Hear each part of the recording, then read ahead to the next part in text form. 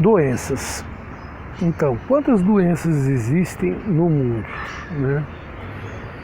Então vamos fazer um cálculo aqui que vai dar mais de 2 milhões de doenças. Você tem no seu corpo 30 mil genes. Cada gene produz aí em média mais de uma proteína, ele vai produzir em torno de 6 proteínas ou mais. E fora os fatores pós-transcricionais que podem ter defeito também. Então você pode ter um gene sem defeito e uma proteína com defeito em função de fatores pós-transcricionais. Então se você tem 30 mil genes, você tem 30 possibilidades de defeitos, 30 mil possibilidades de defeitos que representariam doenças.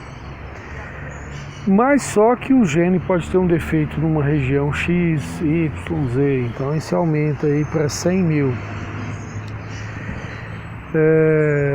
Só se cada gene produz em torno de 6 proteínas, então multiplica por 6, dá 600 mil doenças, só olhando pela perspectiva genética.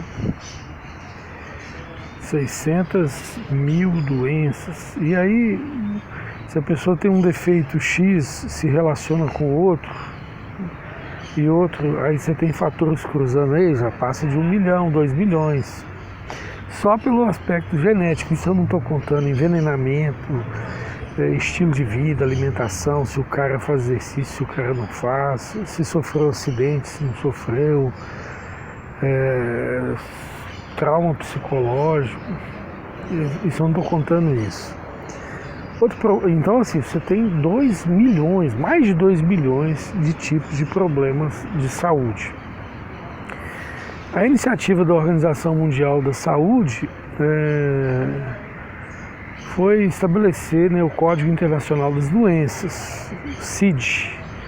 Começou com o CID 1, 2, 3, hoje está no 11, CID 11, né?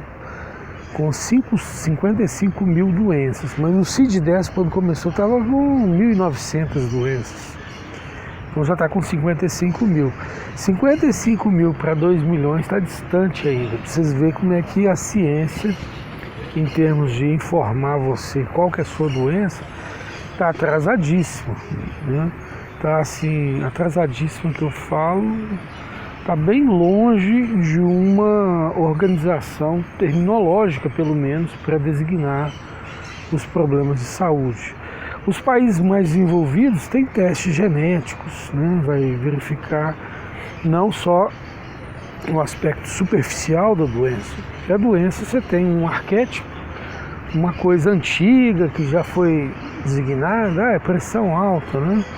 Mas esse arquétipo vai se formando galhos, se diversificando, né, se variando. Na medida que a pesquisa científica vai aprofundando, vai vendo, olha, é pressão alta em função do problema renal, e esse problema renal tem um problema genético, ou tem um problema alimentar, e aí vai.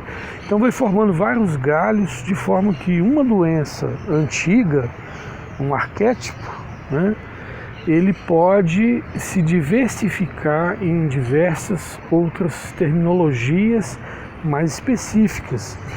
Isso ajuda o médico, o pesquisador e até nós, os pacientes, né, a identificar qual que é o problema X, cada vez mais específico do problema, né? E tem as comorbidades, né? Um problema menos agravante, mas associado a outro, torna uma doença mais agravante. Então, são situações que podem ocorrer também, aumentando o número de doenças. O CID-10 da Organização Mundial de Saúde, o CID-11, com 55 mil definições, mesmo com esse número gigantesco, né, 55 mil, ainda assim é insuficiente bem insuficiente para o número de problemas de saúde. Por isso que os médicos, os cientistas, o pessoal, eles apoiam mais, e o Brasil, né, na Lei 2073 do Ministério da Saúde, apoiou mais o software, a plataforma, a estrutura, né, de designação de doenças do SNOMED. Tem do Orpha, que é mais estruturado ainda, né, e tem outros softwares que eles já abrangem essa evolução da pesquisa científica em torno da doença, desses galhos, esses arquétipos que formam uma série de detalhes a mais, né? Você tem uma doença e ela pode ser causada por um gene, em qual região do gene, tem aspectos transcricionais, né, que estão paralelos ao gene ou não, e tudo isso vai aumentando a especificidade do diagnóstico da doença, né? Então aquela velha maneira de você entender os sintomas e tal, isso aí é só o início das dores, né? É só o começo, vamos dizer assim, do entendimento de um problema de saúde. É por isso que você vai ver muita gente aí tratando e não resolvendo nada, porque a doença é algo mais profundo e deve ser aprofundado do que se imagina, né? A nosso o vão diagnóstico. Então, o Brasil sofre muito, por quê? Porque aqui os testes são muito, na opinião do meu professor de biologia molecular, né, Carlos Eduardo Anunciação, são muito dinossauros, muito antigos, né? E eles vão olhar sempre a doença de uma maneira muito superficial. E aí vai falar, você está com a doença X, mas não aprofunda nas causas porque não tem instrumentação para isso. E por que não tem? Por falta de avanço científico na disponibilidade e capacitação de gente para testar geneticamente. Praticamente o Brasil conhece teste genético só para verificar a paternidade aí, teste do ratinho, né? Mas não se conhece às vezes testes para saber, né, um problema real ali genético, proteômico que a pessoa está tendo para poder gerar um tratamento mais específico, mais preciso, mais eficiente, né, de alguma doença, né? Então existe muitas cirurgias, muitos tratamentos desnecessários, errados, justamente por essa falha que o Brasil sofre, né? Porque daí a gente tira que tem muita coisa que poderia ser mais pesquisada, mais bem tratada, né?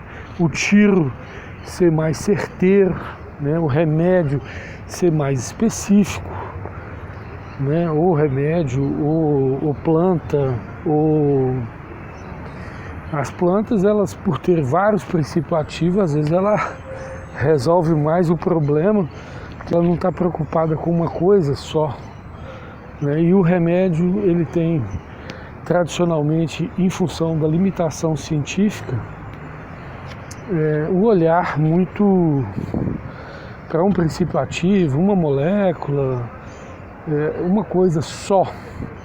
E por isso a medicina chinesa, que é mais holística, né, mais integralista, ela às vezes resolve mais uma situação do que uma medicina muito especificada em relação a que remédio conceder. Então a gente enxerga na medicina ocidental muita capacidade de diagnóstico, mas uma limitação maior na hora de fornecer soluções. Uma vez que a célula é muito complexa e ela vai trabalhar com muitas variáveis, muitas vezes o remédio sintético ele tem poucas variáveis agindo. Já o remédio mais natural ou conjugado, com produtos fitoterápicos, ele já vai ter mais atuações conjuntas, né? Que se chama de sinergia, né? Uma coisa ajuda a que outra aconteça. Bom, esse é um quadro geral, né, das doenças, tratamentos, etc. Porque a gente está fazendo aí trabalho na área de terminologias de saúde e vendo como que é importante essa compreensão de doenças, da atual situação do Brasil em relação às doenças, para que a gente, entendendo essas dimensões, esses problemas, possamos propor coisas assim que realmente atendam às maiores necessidades que a gente tem visto. Um grande abraço.